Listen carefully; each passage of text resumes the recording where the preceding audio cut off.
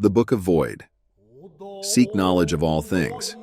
It is only through deep knowledge that you can learn to distinguish between being and emptiness, virtue and vice, and the true from the false.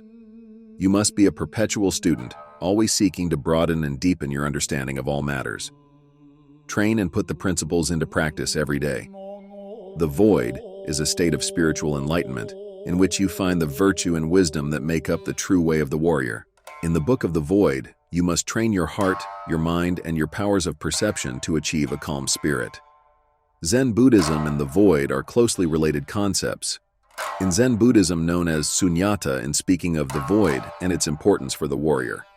Sunyata is the state in which your sense of self becomes immersed in the five skandhas, or elements of existence: form, sensation, perception, mental formation, and consciousness. Achieving sunyata leads to mental and physical harmony through the abandonment of an egotistical, individualistic notion of self. Instead, the warrior who achieves sunyata understands the nature and ephemerality of the skandhas and can exist harmoniously amongst them without clinging to his former notion of self. Emptiness is without a starting point or an ending. I mean that which has no beginning and no end. Attaining this principle means not attaining the principle. The way of strategy is the way of nature. When you appreciate the power of nature, know the rhythm of any situation, you will be able to hit the enemy naturally and strike naturally. All this is the way of the emptiness. There is no timing in the emptiness. The life of a warrior is a symphony, echoing through their peaks and valleys, moments of serenity and clashes of chaos.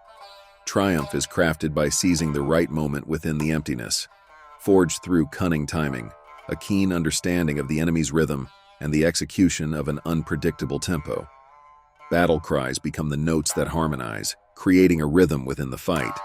When faced with the enemy's attack and you choose to retaliate, deliver a powerful strike using your entire body, infusing it with the energy of your spirit.